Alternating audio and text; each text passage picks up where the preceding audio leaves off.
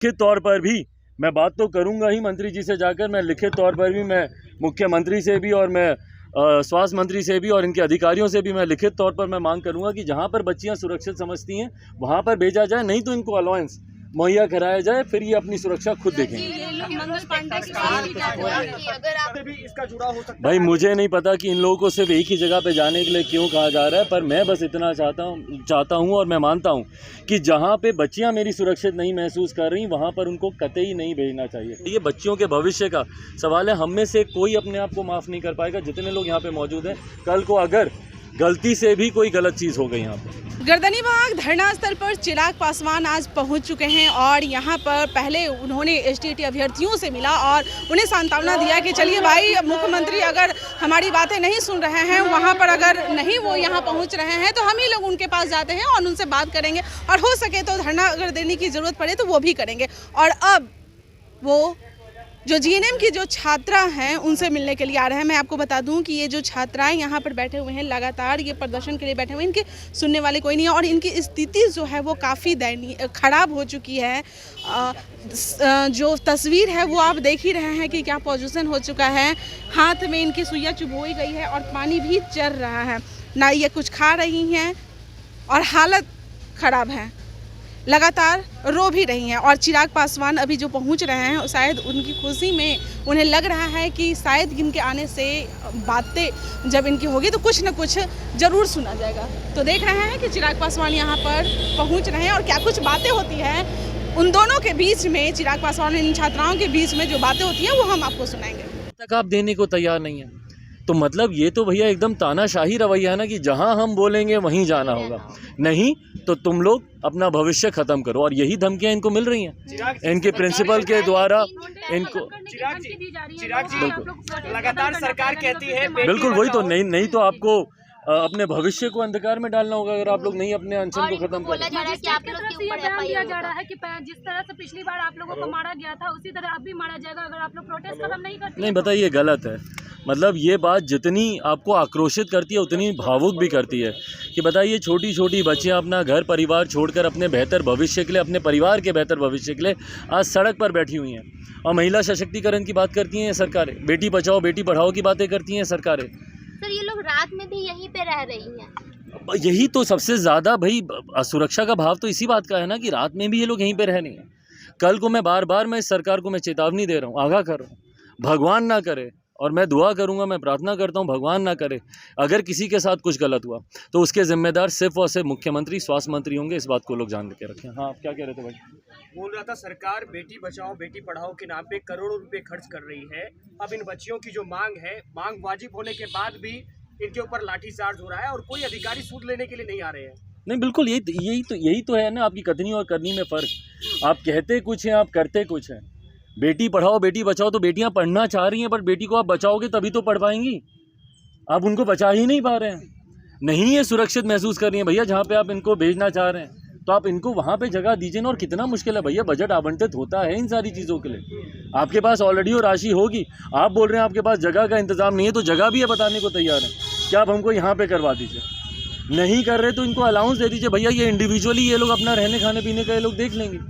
पर सिर्फ एक तानाशाही रवैया अपनाना, ऐसा अड़ियल रवैया अपनाना और उस पर इनके ऊपर इतनी बर्बरता से लाठियां चलाना, किसी का सर फूटा किसी का हाथ टूटा, उस पर भी रात भर आपने उनको थाने में रखा, इलाज तक कराना आपने जरूरी नहीं समझा। मजिस्ट्रेट का एक और बयान है कि ये जो पोस्टर आप लोग लगाई हुई है ये सब एडिट किया हुआ है, ये न उनका कहना है, ये झूठा है, झूठा फोटो है इनका। सिर्फ लीपा पोती भाई, दूध का दूध पानी का पानी कर दीजिए ना। आइए यहाँ पे बैठिए, मैं तो मंत्री जी से आग्रह करूंगा कि आइए एक बार बैठ लीजिए ना यहाँ पे।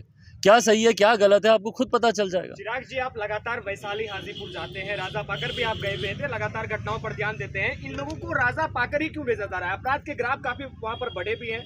ऐसा तो नहीं है कि जिस तरीके से काफी कांड हुए हैं, छात्रावास की तरह की कांड जो होते रहते हैं, क्या उन सबों से भी इसका जुड़ा हो सकता है? भाई मुझे नहीं पता कि इन लोगों को सिर्फ एक ही जगह पे जाने के लिए क्यों कहा जा रहा है, पर मैं बस इतना चाहता हूँ और मैं मानता हूँ कि जहाँ पे बच्चियाँ मेरी सुरक्षित नहीं महसूस कर रही वहाँ पर उनको कतई नहीं भेजना चाहिए।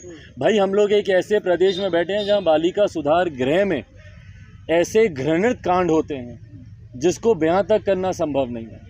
हम लोग एक ऐसे राज्य से आते हैं जहाँ पे बच्चियों का दिन दहाड़े अपहरण कर सामूहिक उनके साथ दुष्कर्म कर कर उनका लाश पानी में फेंक दिया जाता है, छोटी छोटी बच्चियों के साथ किया जाता है। तो मैं इतना जानता हूं कि भैया ये प्रदेश महिलाओं के लिए कम से कम आज की तारीख में तो सुरक्षित नहीं है। ऐसे में बच्चियों को जबरन एक ऐसी जगह भेजना और उनके ऊपर दबाव डालना कि तुमको वहीं जाकर रहना होगा, कहीं से भी इसको जायज़ नहीं ठहराया जा सकता। और मैं लिखित तौर पर भी मैं बात तो करूंगा ही मंत्री जी से जाकर, मैं लिखित तौर पर भी मैं मुख्यमंत्री से भी और मैं स्वास्थ्य मंत्री से भी और इनके अधिकारियों से भी मैं लिखित तौर पर मैं मांग करूंगा कि जहां पर बच्चियां सुरक्षित समझती हैं वहां पर भेजा जाए, नहीं तो इनको अलाउंस मुहैया कराया जाए, फिर ये अपनी सुरक्षा खुद देखेंगे। ये लोग मंगल पांडे की बात भी कर रहे हैं कि अगर आप प्रोस्पेक्टस में लिखा हुआ है कि काउंसलिंग के टाइम अगर कभी शिफ्ट करना है तो आपको काउंसलिंग के टाइम में ही बताना होगा कि आपका हॉस्टल कहीं और शिफ्ट होगा। लेकिन हम लोग का अभी रिसेंट जो एडमिशन हुआ है उसमें भी किसी स्टूडेंट को नहीं बताया गया कि आपको कहाँ पे भेजा जाएगा। बिल्कुल, सबको पीएमसीएच के नाम पे ही एडमिशन दिया गया कि आपको पीएमसीएच में ही रह के पढ़ना है। ये अपने आप में सबसे बड़ा धोखा नहीं है कि जब एडमिशन लिया गया इन लोगों ने पीएमसीएच और उसके बाद mid of the session in लोगों को ट्रांसफर किया जाए। अब बताइए अब ये कितना बड़ा धोखा किया इनके साथ। भाई अगर आप लोग पहले ही बता देते तो इनमें से जो सहज नहीं थी वो नहीं जाती ना वहाँ पे। ये लोग मंगल पांडे के पास भी गई है और उस समय ये लोग बताई भी कि हमें बिल्डिंग मिल गया है, लेकिन उन्होंने चुप्पी साध ली, कुछ भी नहीं कहा। अब ये गलत है भाई, क्योंकि पहले तो आपने ही ये प्रस्ताव दिया कि भाई हम लोग के पास कोई अकोमोडेशन अवेलेबल नहीं है, आप लोग अगर कोई सजेशन है तो आप लोग दीजिए। तो जब आप सजेस्ट कर रही हैं उसके बाद इस तरीके से, और भाई सरकार के पास बजट है, ऑलरेडी आवंटित होता है ये बजट इनके हॉस्टल के लिए, इनके रहने के लिए, और यही हम लोग कह रहे हैं कि अगर उस बजट का उपयोग अगर आप लोग नहीं कर पा रहे तो इनको अलाउंसेस में दे दीजिए ना वो पैसा, ये लोग खुद रह लेंगे। बट बहरहाल इस विषय पर सरकार को गंभीरता से इस पर सोचना चाहिए।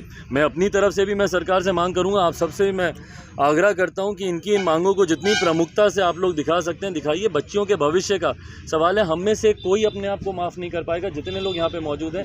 कल को अगर गलती से भी कोई गलत चीज़ हो गई यहाँ पर तो ये जिम्मेदारी सबकी बनती है। इनके लिए लड़ाई हम लोग को लड़ने की ज़रूरत है।